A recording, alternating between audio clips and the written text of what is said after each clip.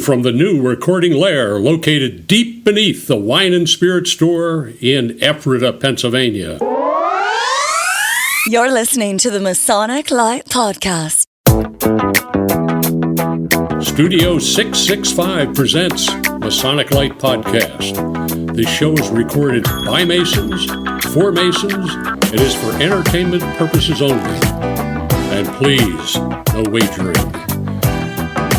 This podcast is not endorsed by any Grand Lodge, and the ridiculous ramblings of the hosts are their own. And now, here's your host.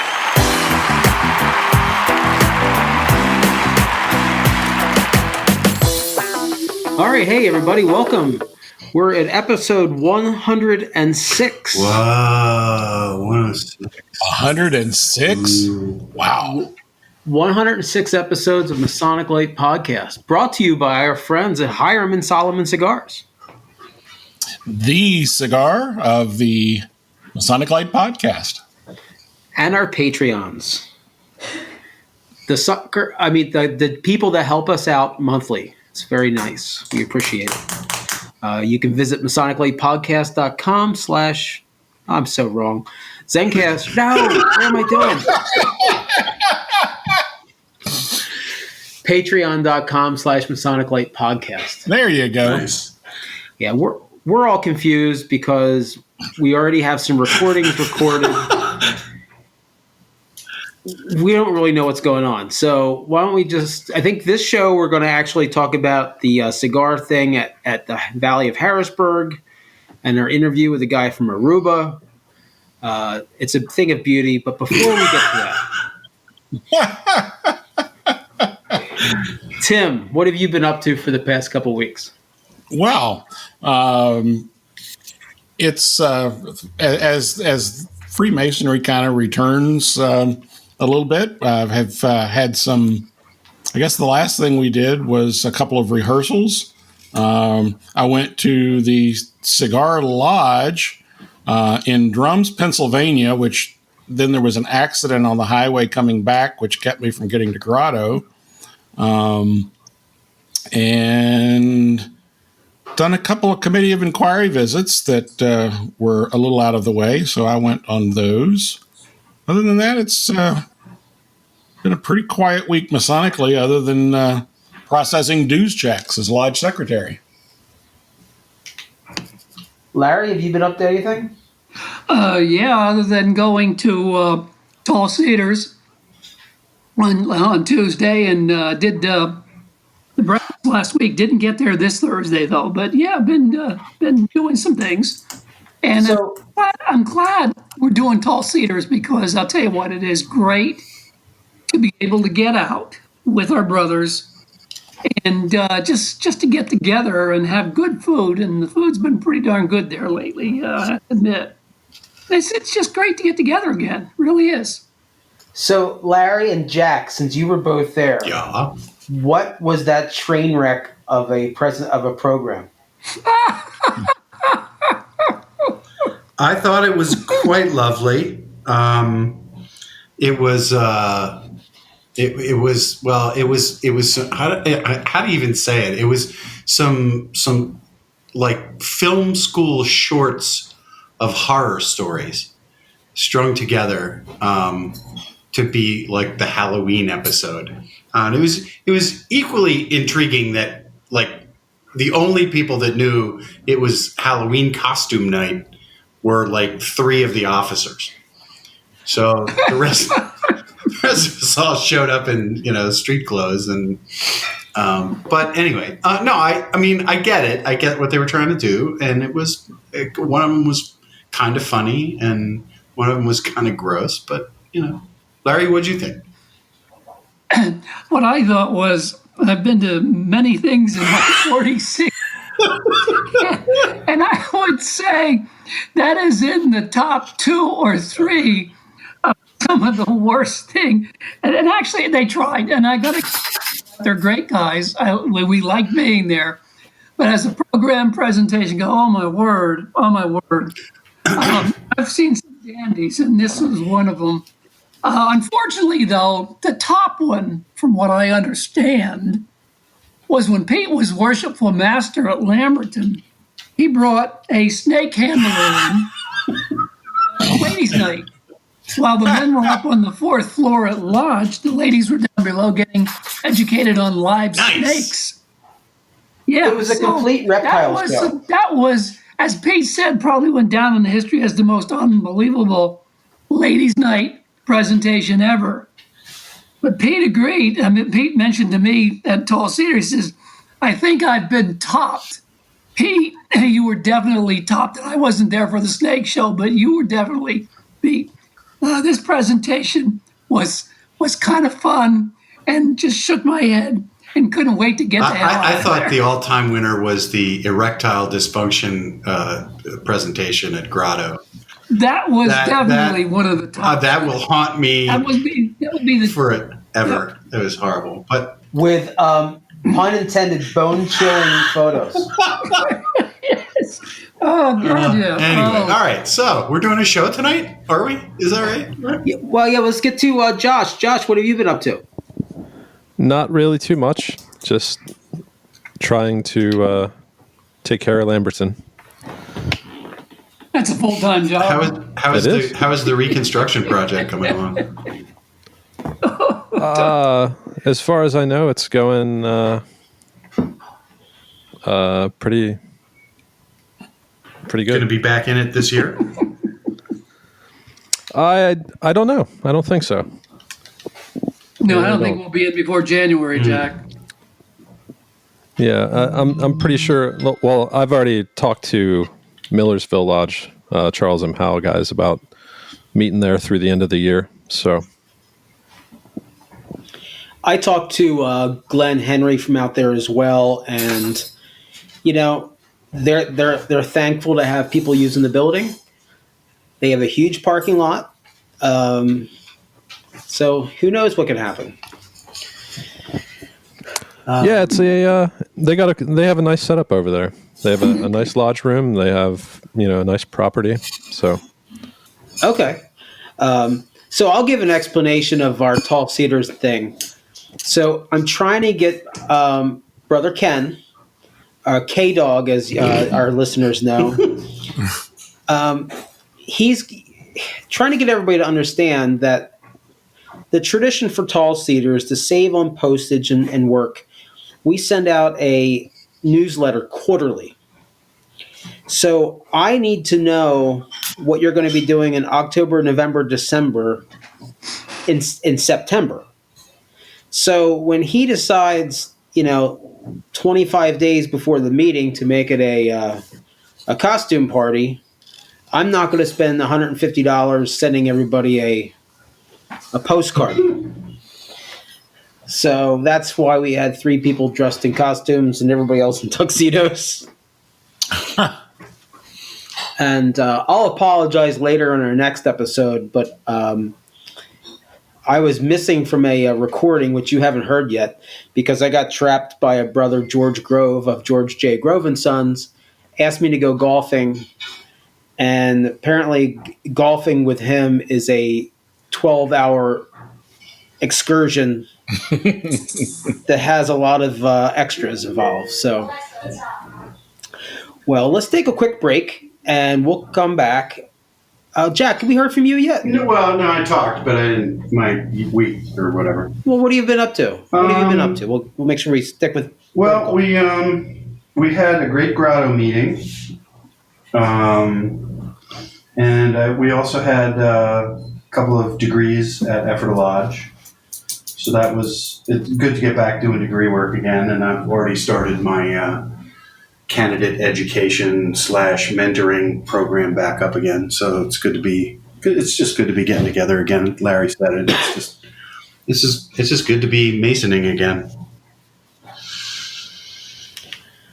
Well, it is due season, so you feel good now sending out hundreds of dollars in dues payments. Well, wait, I'm going to backtrack a minute and go back to that grotto meeting because we didn't really talk about the grotto meeting. I just want. We brought in 6 guys? We brought in 6 guys. A couple of them had already been obligated, but they got the ceremonial. But special proper respects to Andrew Sterling for the job that he did. There's the golf applause. Putting this together, because Ubar Grotto tends to get a little loose around the edges, and especially around the ceremonial. And Andrew did a really nice job of setting up the sets and the scenery, and he got us together for a couple of low impact rehearsals just so that everybody was dialed in, and he did a really great job. And I hope he understands how appreciated he is now. And that's it. Yeah, I thought it went off really well. The candidates seemed to really enjoy it. It looked great. We were outside in the pavilion at the VFW. So hopefully we'll be able to get back inside soon, and we can, not have to wear overcoats. Yeah, I really hope we find a permanent home somewhere. We'll have to work on that. All right, well, let's take a quick break, and we'll come back and we'll hear about our adventures at the Valley of Harrisburg. Why choose George J. Grove & Sons for your next home improvement project? At George J. Grove & Sons, we've built our reputation on quality and trust for more than 50 years. From planning to materials to installation, George J. Grove promises a home improvement experience second to none. Whether your goal is reducing energy costs, decreasing maintenance, updating curb appeal, or simply increasing the value of your home, the George J. Grove team will recommend and provide solutions that stand the test of time. Call 717-393-0859 for an estimate, or visit us at georgejgrove.com.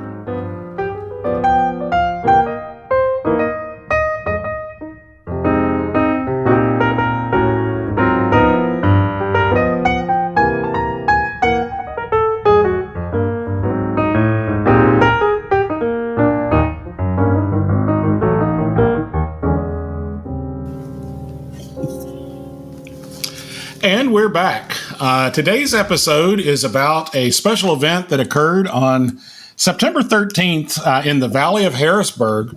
It was advertised as a Cigar Smoker and Pig Roast, and it was an opportunity for brethren all over to come together, enjoy fellowship. And then they also put on a fourth degree for any candidates that were kind of out there waiting since both the spring reunion had gotten canceled and pretty much everything else in the state had gotten shut down. And that combined with a couple of reunions that the virtual reunions being sponsored by the Northern Masonic jurisdiction, I believe the Valley of Harrisburg was able to bring in about 26 new folks into Scottish Rite Masonry over this time. But I think that day there were maybe 7 or 8 folks that went through the fourth degree. We got to meet some great folks. A lot of you all that listen to the show came up and spoke to us. We had some great interviews also. And the first interview that we're going to hear today is about a program that the Valley of Harrisburg has had for a while in conjunction with Scottish Rite Masonry in Aruba. A group of Scottish Rite Masons from the Valley of Harrisburg would go to Aruba. They would put on degrees. Group of Scottish Rite Masons from Aruba would come to the United States. They would participate in reunions here. And there's a lot of cross-pollination. It's a great interview. We hope you enjoy it. We'll come back when that interview's done. Hey everybody, welcome. We're sitting here at the Scottish Rite Cathedral in Harrisburg, and we're talking with Bob Brightbill. Bob, what are you in charge of here? What is your bottle washer? Yeah, bottle washer, that'll work. No, I'm a member of the Supreme Council 33rd degree, and I've been on the Board of Trustees for many years and past Sovereign Prince, but that was some years ago, of course.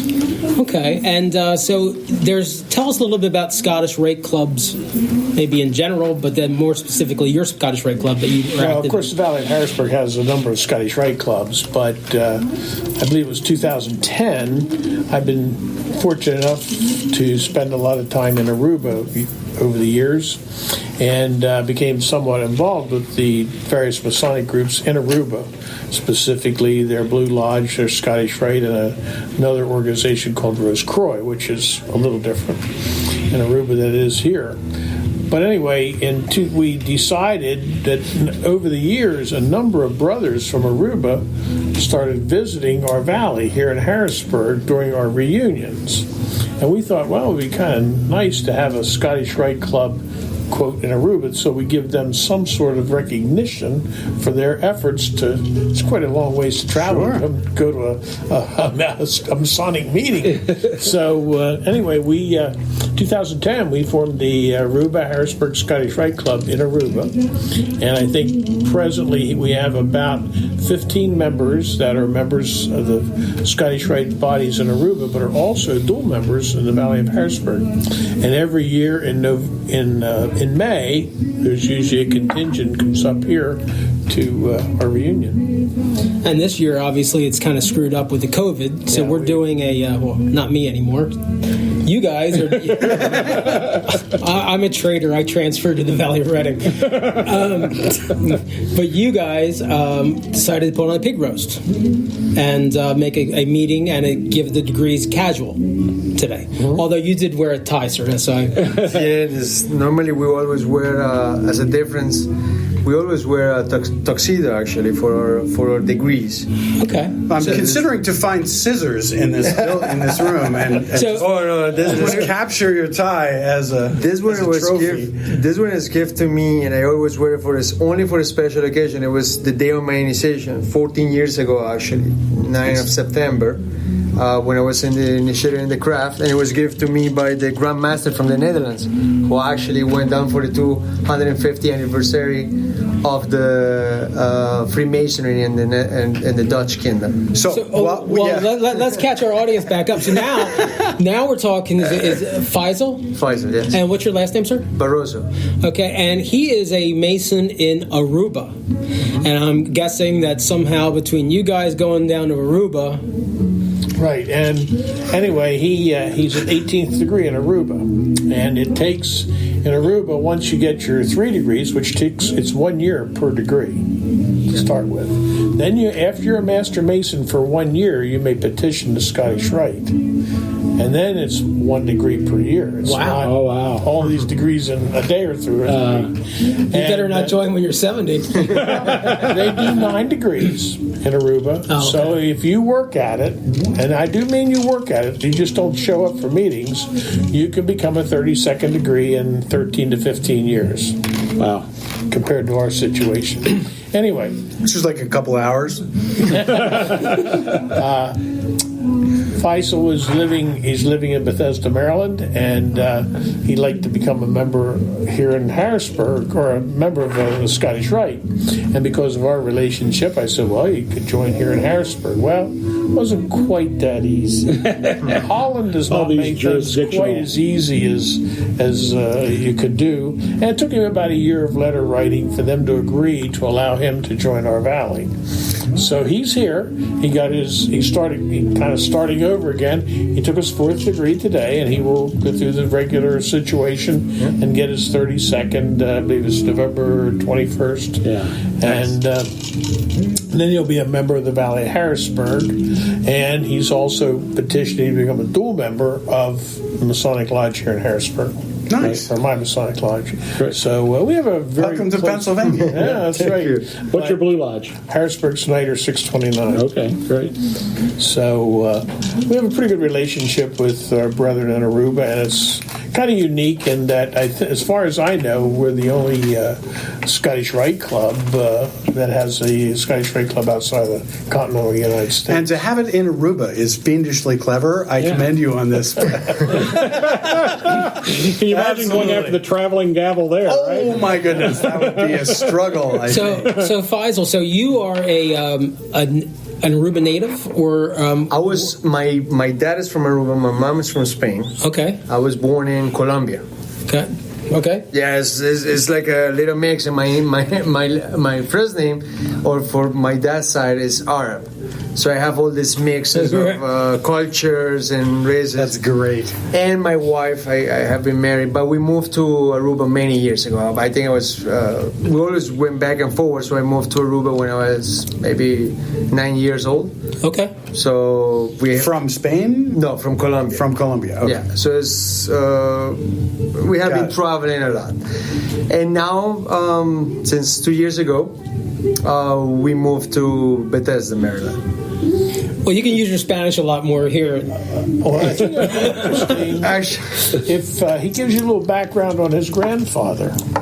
Yeah, my grandfather was, I'm pretty sure that he was a grandmaster in Colombia. And because Colombia, the Freemason in Colombia is a little bit different in regards of mysticism. So, it's a very cultured thing, I believe. So you will not see like us wearing a pin or putting stickers in the car. It's more close. Sure. So it's I always tell it's like a very old school, and that's what I love about that mysticism part. And it took me a while. I always know that my grandfather was a Freemason, but he never broadcasted. So that when he passed away, I was able to see his apron and his things. I was like, "Oh, you always gonna be Miss."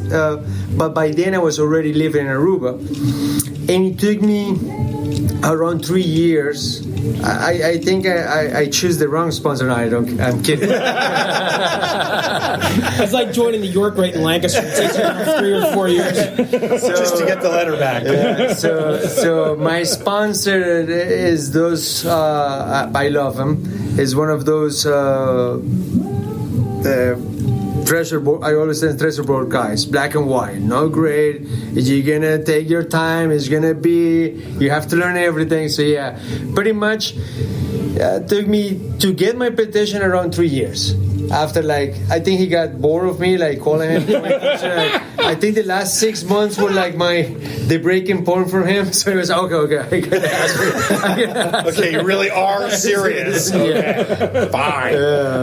That's and great. after that I submitted my petition, took me a year and a half. Because the process, they have to go the investigation, and because we are on the Dutch, so they have to go for each. Your name has to be said the same here, but we have many lodges until they go back. So yeah, it took a while. It's interesting. The first time I went to a lodge meeting in Aruba, and by the only grace of God, it's done in English. And there are 4 lodges in Aruba, and they're all done in English. 3 work under the Grand Lodge of the Netherlands. 1 works under the Grand Lodge of Venezuela, but they're all in English. But, long story short, the secretary's giving his report, and the worshipful master said, "Do we have a name list?" He said, "Yes." Read the names. He reads all these names, name after name after name. In the Dutch jurisdiction, if you petition a lodge, it goes to every lodge working under the jurisdiction of Holland, and they read that name. I think it's 2 months, if I'm not mistaken. Yeah. Wow. And in case there's somebody that would not complicate the they have a lodge in South Africa, so if there's a guy don't suggest that in South Africa that doesn't like this guy, I guess he can make his objections known. He better be a darn good man. I thought that You better not have an uncommon name. If you're like J. Smith, Well, that one gets a pass. There's 2 in Tall Cedars. They call it in the same lodge. right. Yeah, there you go. So. it's rather unique, but it does take time. At the Historic Smithton Inn of Ephrata, Pennsylvania, we're pleased to serve the latest creations from Weathered Vineyard Winery, along with spirits from Thistlefinch Distillery in Lancaster, all to be experienced in the tasting room of a beautifully restored 18th century bed and breakfast. Cigars by D&S Cigar are available for your enjoyment in the courtyard. The Historic Smithton Inn is convenient to Lancaster County's most interesting attractions, just minutes from the Ephrata Cloister and the Green Dragon Farmers Market, and a short drive can get you to charming Lidditz, thriving downtown Lancaster, as well as Hershey, Bird in Hand, and Intercourse, or Valley Forge and Gettysburg. Whether you're looking for a romantic getaway or an active vacation full of sightseeing and attractions, the Historic Smithton Inn will be a welcoming oasis from everyday life, one that you'll want to visit again and again. Stop in and visit at 900 West Main Street in Ephrata, Pennsylvania, or check out our website at historicsmithtonin.com, or simply call us at 717-733-6094. Just ask for Past Master Dave. So it took you, how many, 3 years to get your Master Mason degree? After that, it actually took me around 2 years and a half, because I was lucky enough that I think they all my delay before so. And if everything depends what you put in. I think in the craft, as a Freemason, you will get what you put in. So the knowledge that you will receive, whatever, it just depends on that. Faisal, that sounds exactly the same in Spanish influenced in English as it does in English, because we say the same thing in every lodge. How many times have you guys heard that? Get out of it what you put in. It's universal. You do. It's true. Yeah, and the beauty of it, I mean, if I was not joined the craft, I will never meet such a wonderful people. I will never be sitting here. So that's actually what make everything worth it. All the patience, all the waiting. Because after this episode, you will be regionally famous, but only for a very brief period of time. So I'm now a little confused because I heard earlier you're currently or already an 18th degree. Yeah. So how does the Scottish Rite work in Aruba? That's different than here. We have 9 degrees. Yeah, they do 9. It's 1 degree a year, and I've seen many of the degrees. And the interesting thing, I think, is the lessons are about the same, just portrayed a little bit differently, but you have to work at it. It's not you just show up next year for your degree. No. You need to do a lecture. You need to go to meetings. If you don't do these things, you are not invited to the next degree. So it's there's many guys in Aruba that are only like 31st because they just never did the things they needed to do to get their 32nd. So it's quite a bit different that way than our way. And it changed because as well, it doesn't only reflect on the Scottish Rite.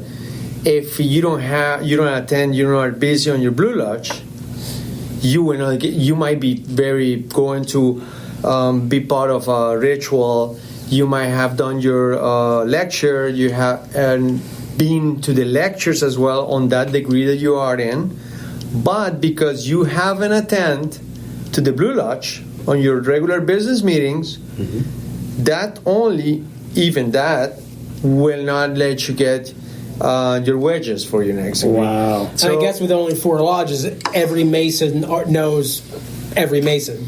It's kind of like Ephrata. Yeah, I mean, at least by sight. Definitely. You have to remember we're small, right? So you always the meetings. I think everywhere in the world, you might have 200 members or maybe 50 members, but at the end it will be the same group of members who will come. Sadly, because I think life itself, and I can understand. Like I always get that the people tell you, oh yeah, but in the U.S. you will do a fast. But I think the life in the U.S. is completely different to ours, because I can be at the lodge in 15 minutes. I will go to work, and it will not take me that long to be at work at the lodge. So I think the life itself is different. So that gives you the space and time that you can give it to the craft. Because and compared to the U.S., you guys have shift depending on the job or the task that you're doing. You're young. You might be going to school, then you have an extra job, and then imagine if you join the Blue Lodge and then to the Scottish Rite, and then you go to Ram, and then you're going to do all this. After that, it's going to be a very complicated, compared to the little bit easier of life that you have in an island. That makes, in my opinion, makes a difference. But you still have to have a life. And in your life, as you're going through your day as a professional person or whatever, how are you seeing? Are you seeing people that you know from Lodge? Is it something that comes up in your world, or is it more personal to one's self? No, I think it actually make you be on the square. Because, for instance, if I go out today, I have to be a part. The reason is, I definitely gonna meet some brethren in that restaurant, or I'm gonna do in that place. So your life itself is always a reminder there. So percentage-wise, I mean, I guess percentage is a bad word, but it's pretty secretive. So are there a lot of men that are Masons? Because I know, like in the Philippines, like everybody's a Mason in the Philippines, and so is it a low number of men that are Masons? It's not a low number. I think for demographics, I mean for the size of the island and for the population, I think we're a good number, because for us in Freemasonry, like when we start this new lodge, I was part of it.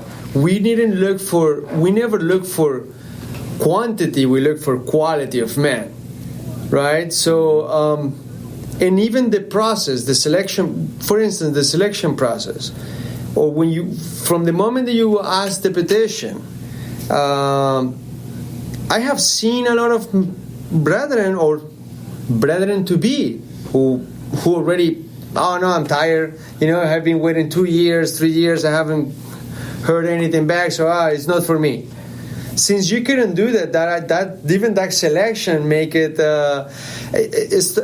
story fun. My twin brother that was initiated with me, I saw him only one meeting. He only visited one meeting and he never came back. So and then he sadly many years later he demit. But I think Freemasonry, like I said again, the crafts themselves they have its own challenges, and I think in everywhere in the world.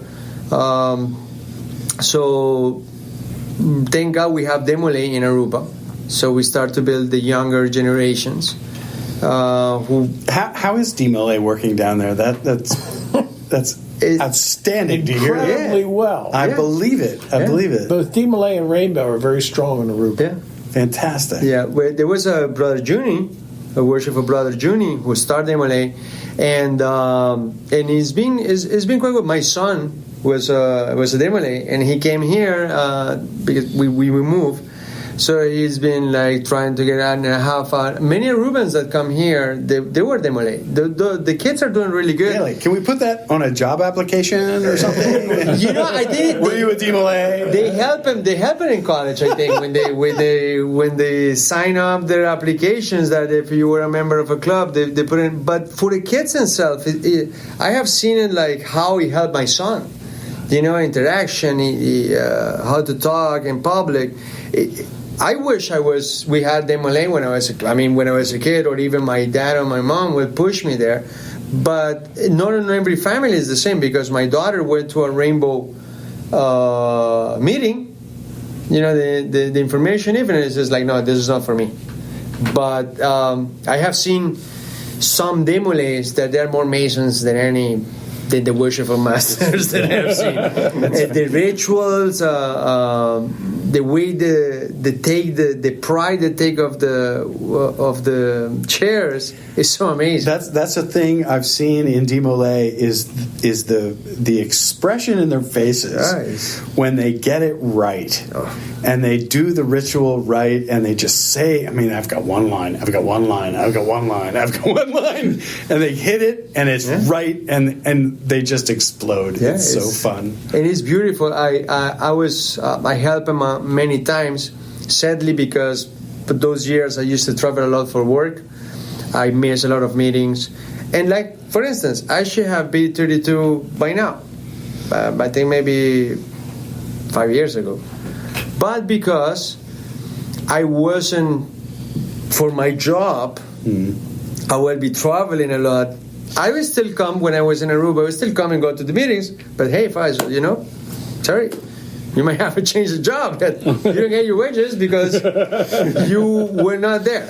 You didn't commit with that. But even all that, it can be encouraging, but it can disencourage someone as well. Yeah. So then again, I think it's like a filter. I think in my belief is a filter. It's that's great. That's perfect. It makes a difference. It is exactly that. Yes. Yeah. So that will give you, like in my case, I could say, I've been 14 years, a Master Mason. A lot of people say like Blue Lodge is what it matters, but I think if I am here and I can make the best of it in the learning process.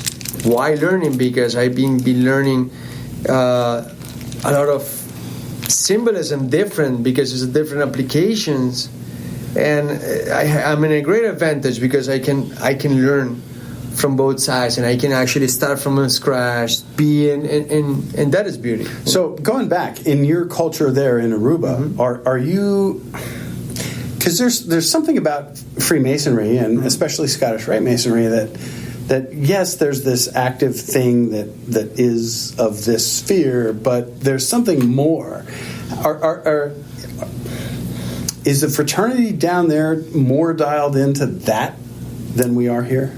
In what sense? Like more spiritual, more ritualistic, more esoteric, spiritualistic, esoteric, with mystical, whatever term you want to throw at it. But the next level up. Yeah, I think. You know what I mean? I think. Like, how can I say that it doesn't sound?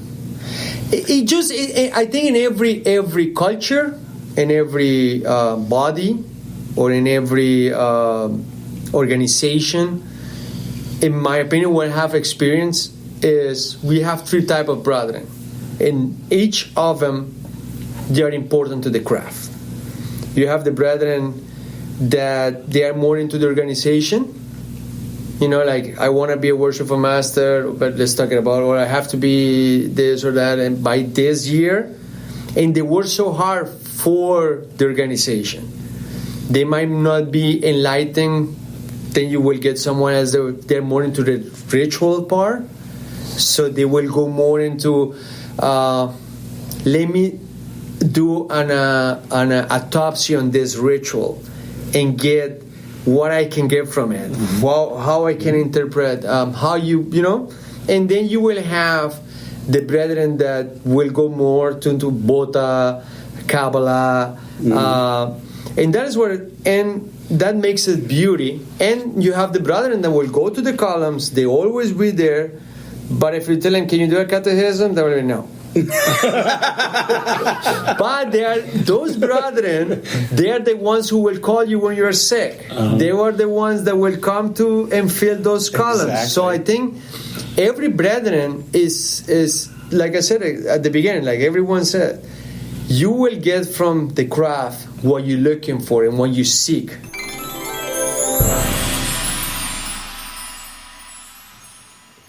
So we hope you enjoyed a little bit about Scottish Rite internationally, as it were, and hope that your valley can arrange a relationship with another valley in some faraway exotic place, and you can go there and visit those people. So in the meantime, during this Scottish Rite event at Harrisburg, there were lots and lots of cigars being smoked, and a lot of them were provided by Hiram and Solomon Cigars.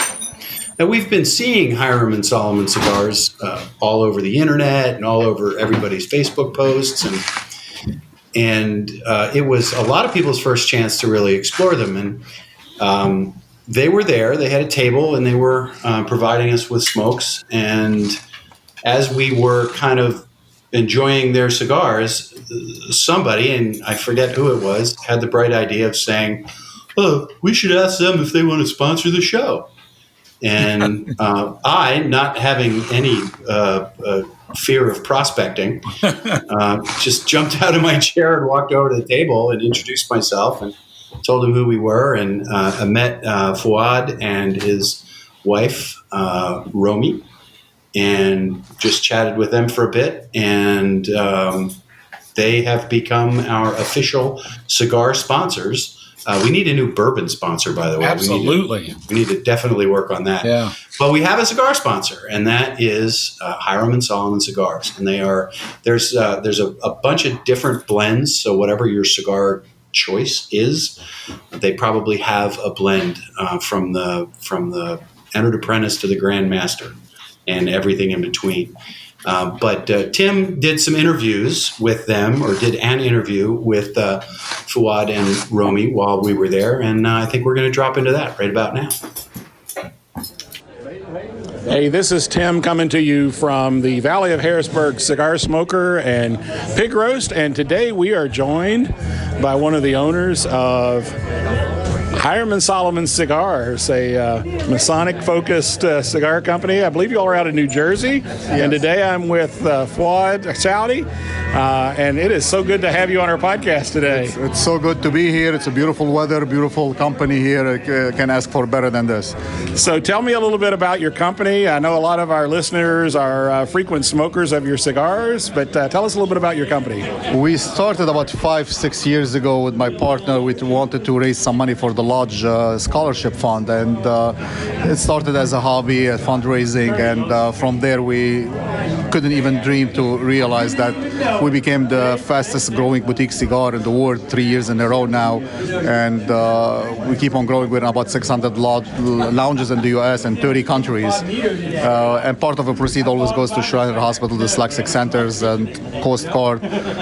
We do a lot of stuff with the specific lodges to help fundraise for them, and grandmasters in different states, so we have their own cigars that they go. The proceed from that goes to their charity also.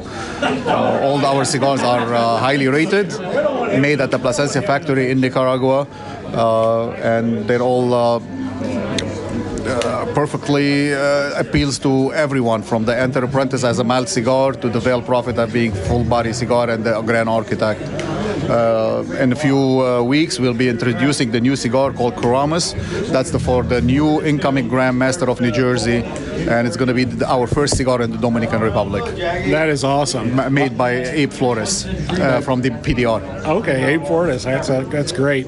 I've been a smoker of these since I first learned about them, and have been promoting them to local cigar shops, trying to get them to carry them. If someone was interested, if a cigar entrepreneur that was wanting to sell your cigars, how could they get a hold of you? You can go on our website. My cell phone number there. My email is there. I always respond to all my cell phones. They can call me directly, text me, email me, anywhere.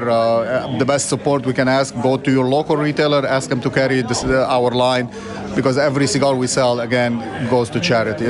Proceeds goes to charity. That's great. What is your best seller? The best seller, it's right now the Traveling Man and the Master Mason, but the Grand Architect is catching up very fast. My three favorites are the Veiled Prophet, the Grand Architect, and the Shriner. Yeah. So they're great cigars. Thank you. That's great. Well, thank you for being with us today, and hope you have a good day of sales. Absolutely. And we look forward to hearing from you in the future. Yep, not everything is sales. The company and the sales and everything, it's beautiful. That's great. Thank you for inviting us. Thank you so much. Thank you.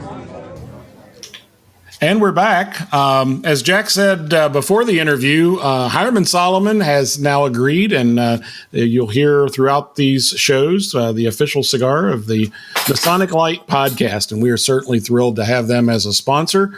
While we were at the Cigar Smoker and Pig Roast, we also met a couple of other folks involved with the Valley of Harrisburg. Brother Lynn B. Baker is the second lieutenant commander and in charge of the Harrisburg Dyslexia Center, which is the charity, if you will, for Scottish Rite Masonry. Okay. And so we're going to go to that interview in just a second, and then we'll do a wrap up with Brother John D. Cook, who's the secretary for the Valley. And then we'll come back for our normal wrap up. So enjoy these two interviews. I am here with Lynn B. Baker, First Lieutenant Commander of the Valley of Harrisburg Consistory, who is also the chair of the Children's Dyslexia Center here in the Valley. So, Lynn, why don't you tell us a little bit about the Dyslexia Center? Well, Brother Tim, the Dyslexia Center there's 40-some centers in the Northern Masonic jurisdiction. So, there's one in Lancaster. They're all over the place. And basically what the Dyslexia Center does is it takes children with a learning disability, and if you listen to the parents, we're saving their lives. So basically we take them and help them learn how to learn. We reteach them how to learn, how to read properly, and it makes a huge difference and impact in their lives. So I know that's like the charity for the Scottish Rite here in actually across all the Northern Masonic jurisdictions, correct? That is one of the charities of the Northern Masonic jurisdiction. There are several, but the Sovereign Grand Commander, Brother David A. Glatley, 33rd degree, his crown jewel that he wants is the Dyslexia Centers, because we're helping children. And like I said, if you talk to their parents, we're told that we're saving their children's lives by doing what we do for them. How many students do we typically have enrolled in that? In Harrisburg, we typically have 30 to 32 students. We do it free of charge. So we raise all the money, and our budget for the Valley of Harrisburg this year is $135,000. So we need to raise a lot of money every year. We're always looking for donations. We have ways to sponsor a child. There's so many different opportunities, and we at the Valley of Harrisburg have come up with some new ways to raise money as well. Because it's a very daunting task to come up with $135,000 every year. I'm sure, and I'm sure that this whole COVID situation has put a damper on a lot of fundraising. Well, this COVID situation has caused us to cancel our golf tournament because of the logistics of having it. We could have had it, but the logistics just made it way too hard, so we had to cancel that, and that was a $25,000 hit that we lost. So now I got to scramble and try and make that money up too. So we're always looking for donations. We are a 501c3, so it is a tax deductible donation if it can work for you. You need to check with your accountant to make sure it'll work for you or not, because some of us it doesn't work for, and some of it does. Yeah. Businesses it's great for. Yeah. So if someone wanted to make a donation apart from being part of Scottish Rite, how would they do that? Well, anybody could get online and look for children's dyslexia centers, and that'll take you to the Northern Masonic jurisdiction. And then you can pick any of the centers that you so choose to donate to. You can pick the ones you're close to, or you want to, we have our own website, the Children's Dyslexia Center of Central Pennsylvania. And when you get onto these sites, there's a Donate Now button. And then it opens up a whole bunch of other things that will allow you to figure out what donations you want to make. Like I said, we have one where you can sponsor a child. That's $4,000, but you sponsor a child for the entire year. You'll get a letter from that child. You'll get reports on that child. And believe me, when you get these letters from these children, it can be heart-wrenching. I go to their graduation celebration every year, and when the children get up and speak, it's something, and then it's even more so when the parents get up and speak. I don't care how tough you are, it's gonna move you. Well, and this is a perfect example of Masons helping others in terms of reaching out to our community and filling a need that most of our public schools struggle with in many cases. And almost to a T, not all of them, but most of our tutors are either current school teachers or retired school teachers. And one of the new ones here last year went to school specifically for reading, and she said when she came here and got her training for this course, she learned more in that few short weeks of training that we give than she did her entire college career. She said, they didn't teach me what I needed to know. I was taught here what I needed to know about reading and writing. And unfortunately in Pennsylvania, dyslexia is not considered, by the state itself, is not considered a disability. So when you go to a school to talk to a school about it, it's kind of a scary thing to the school district, because if they admit they have dyslexic children, now they've got to hire more people in to take care of the children, to tutor the children, so it becomes a financial thing for the school. So I have approached several school districts and only had one so far get excited and want to be involved. The rest of them, well, we don't have dyslexia, and I throw the BS flag up on that one, because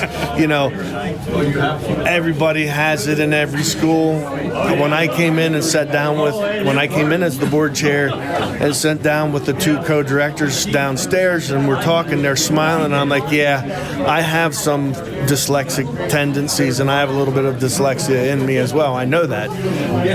Sitting with them and watching and learning from them, I saw it and they saw it in me, and so it's probably more people have it and don't even realize they have it. So, what we're doing for these kids is great. It really, really is. Awesome.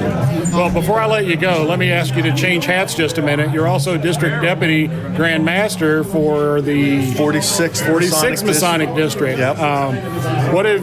What's been going on with your lodges during all of this, and are they starting to come back, or are they finding new ways of getting together? My lodge is, unfortunately, where I live and where a lot of my people live, we don't have the internet service that we need to do the Zoom meetings. I mean, even one of my secretaries, he was out of service for 4 weeks, internet service. So it's kind of hard for me to have the Zoom meetings. Yeah.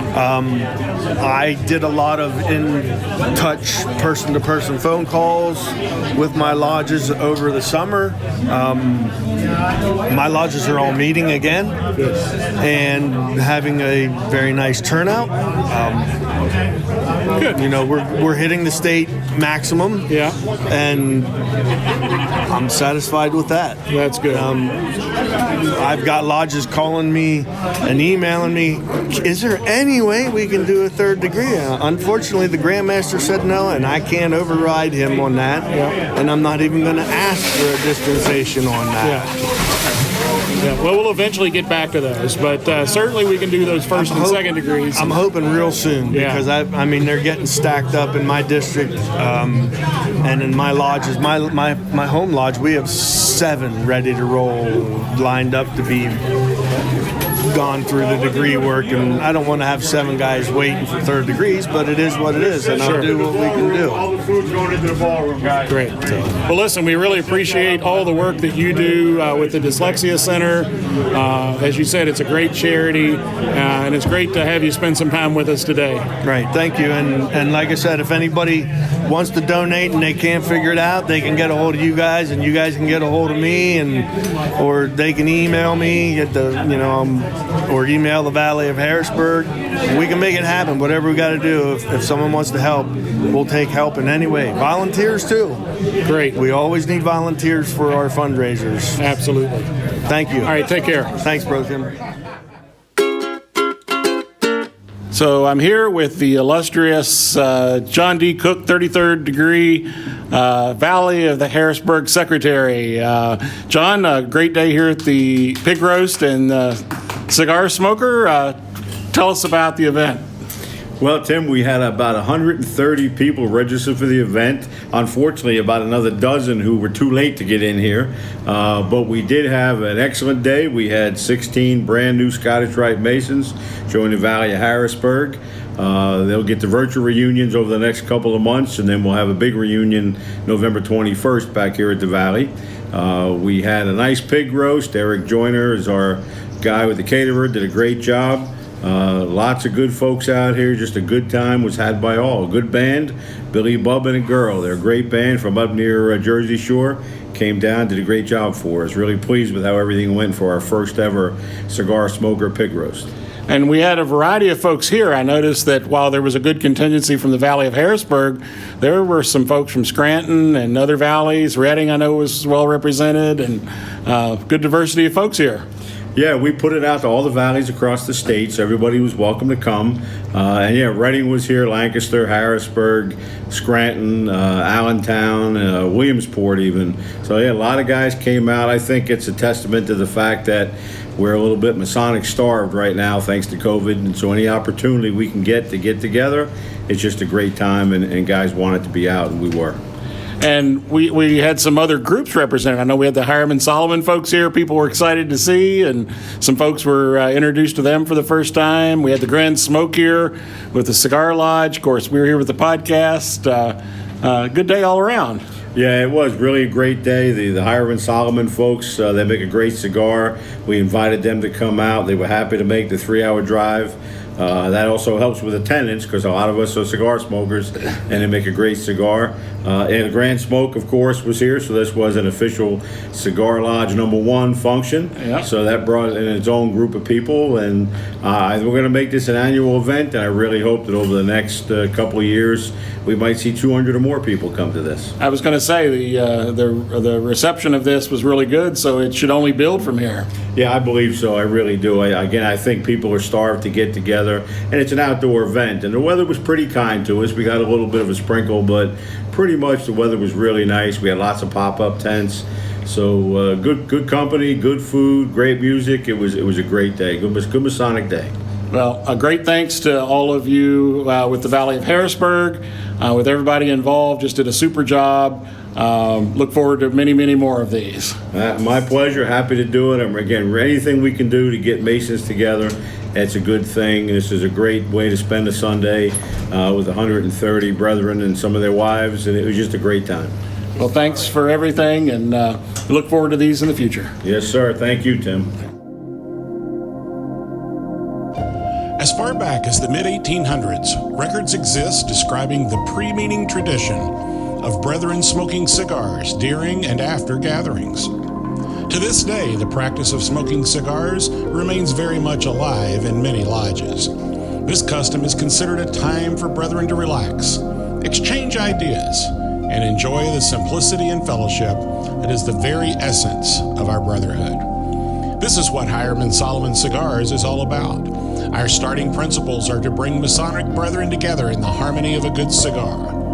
Pull up a chair, sit back, light up any of our premium cigars, and enjoy the history. Hiram Solomon Cigars can be found at fine cigar retailers. For a complete list, visit HiramandSolomonCigars.com or check them out on social media to find out when they'll be at a live event near you.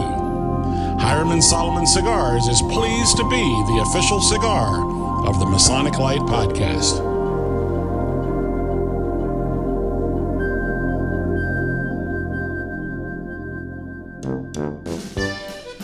Hello, brethren. Dutchie Doug is back with an update from my lodge, the Brogan Plow number 377. A few years ago, I heard on this very podcast that some of the lodges in South Central Pennsylvania were holding a pumpkin roll event to raise money. I thought this was an excellent idea, and I took it to our brethren as a possible fundraiser. As we were discussing the idea, Brother John Schmeiser suggested that we do a pumpkin toss instead of a roll. And we all looked at him and asked, what the heck is that? Well, I could build a trebuchet, and then we could launch the pumpkins, Brother Johnny said. Now, I don't know about you, but constructing a medieval-era weapon to shoot pumpkins to raise money for a Masonic fundraiser, well, that sounded like a good plan. What could go wrong? We all agreed on the idea and went about planning our event. We named it Carup's Fling 2020. Carup's is the Pennsylvania Dutch word for pumpkin.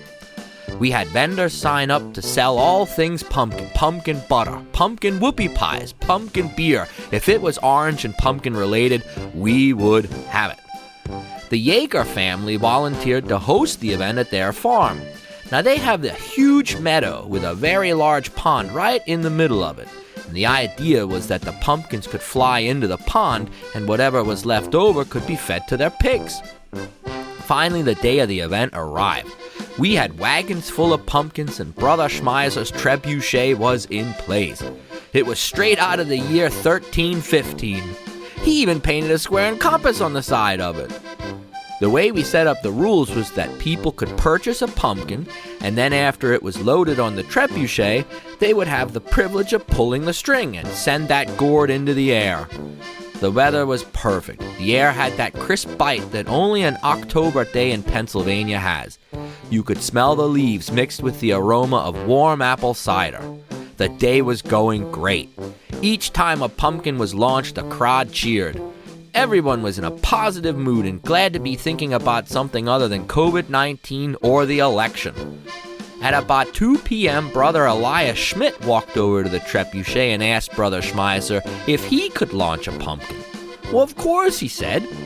Now, if you have been listening to my reports, the Schmidt and Yeager families are names that might sound familiar. They were the families that previously had a multi-generational feud until earlier this year at our bonfire, explosion event. Since then, the families had buried the hatchet. Up until today. Brother Schmidt had brought his own pumpkin.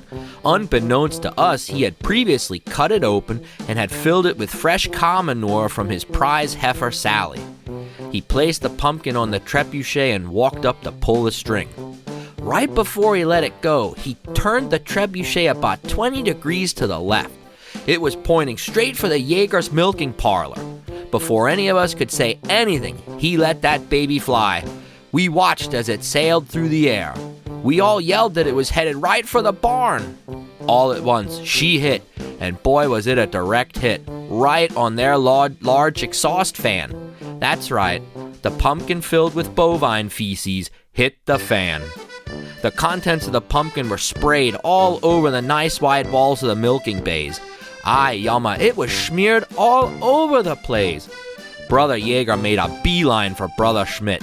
Yelling and name-calling led to Greco-Roman wrestling without the rules. We quickly pulled them apart and separated them. I guess the feud is back on. On a positive note, the day was a huge success, and we ended up raising a few $1,000s for our Almoners Fund.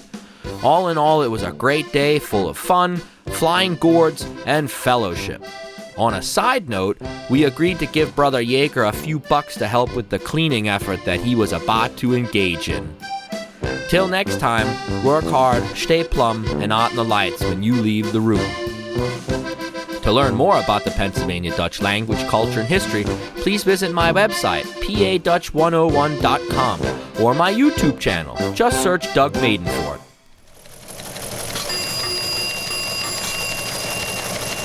In Masonic news today, it seems there has been an unexpected upside to the COVID virus restrictions on lodge meetings. There appears to be an actual desire of members to attend meetings. While capacity limits continue to restrict attendance, numerous lodges report members being pleased to meet again with long-absent brothers. Worshipful Master Seymour Caballos of Solomon's Lodge No. 2 in Waco, Texas, was recently quoted saying, "We had 3 guys on the sidelines this month. That's more than we had when the Grand Master came." Then remember, brothers, if William Morgan, 2 world wars, and a Spanish flu haven't stopped us yet, don't let a little coronavirus stop you now. That's the Masonic News. Go wash your hands. Hey, welcome back, everybody. That was it's got kind of a long episode, but we covered a lot.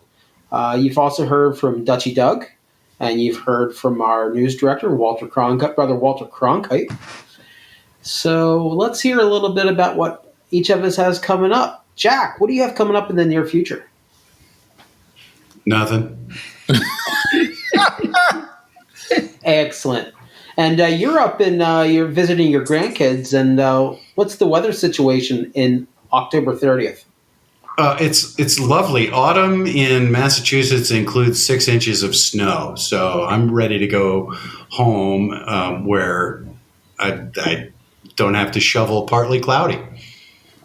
Well, the good news is now the trick-or-treaters, I just told all the trick-or-treaters you're not allowed to come to the door because of a certain law, but you're actually away. I am. Okay. But I think my porch light is on, so I'm in trouble. Josh, what do you have going on?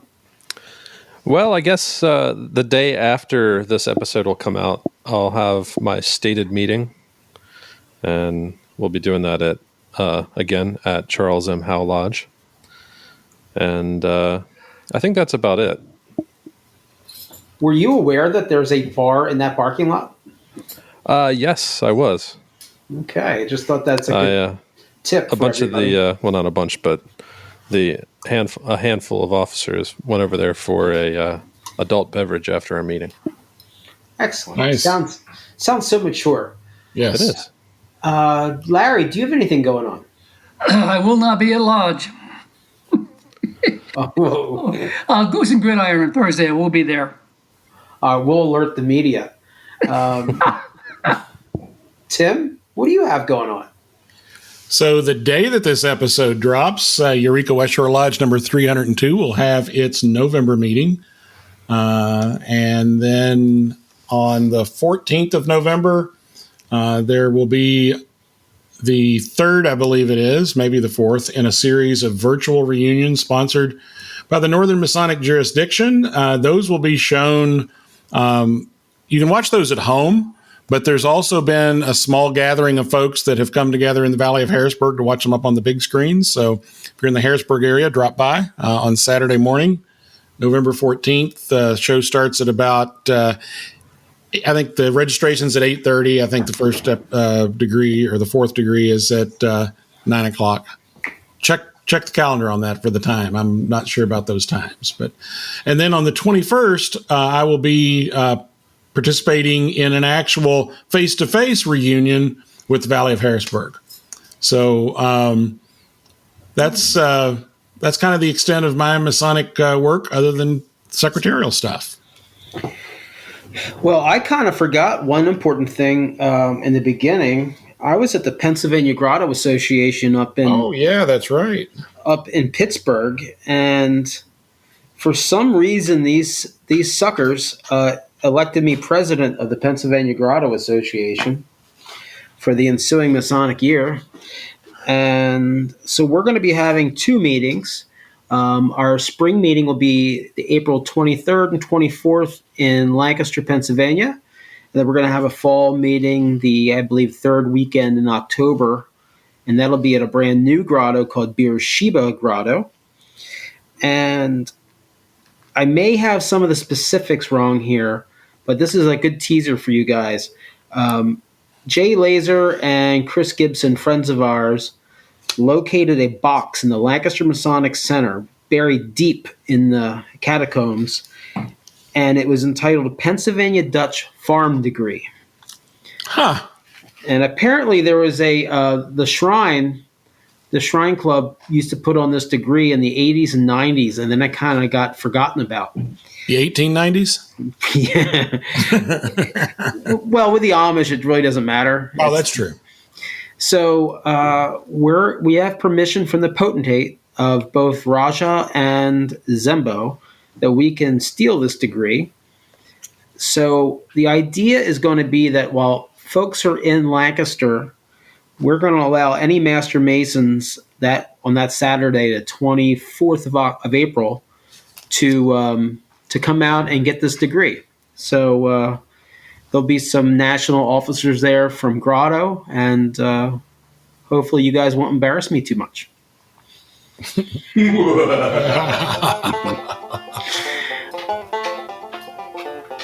Hey, special thanks to Everett Lodge 665 for making their broadcast studio available to us, albeit we haven't been there since the beginning of March. Thanks to Josh Lamberton, our producer and director, who continues to make this show listenable. Thanks to Jack Harley, our news director, and Tim Deadman. Tim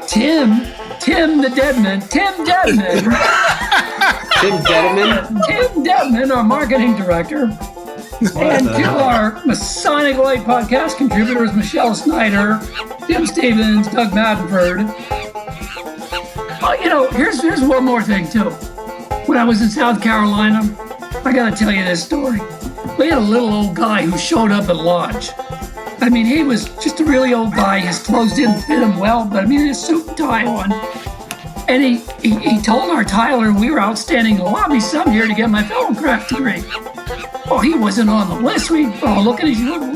What do you mean you're here to get your fellowcraft degree? He said, I was entered in May the 1st of 1932. I'm ready for the next degree. Oh my God, I mean, here's the Secretary of Treasury. They're going crazy. They're going in the books. Come to find out that he actually was entered in May of 1932. So our Tyler and the secretary said to him, where have you been so long? Why did you wait this long to get your fellowcraft degree? And he looked at him and he said, I've been learning to subdue my passions. Okay, that was better than where I thought that was going. Thank you for listening. Yeah. This is Gotta Lynn give you. Harris. Good night and good day wherever you are. This is Tim. Good night, everybody. Bye, everybody. Good night, everybody. Larry, circumscribe something.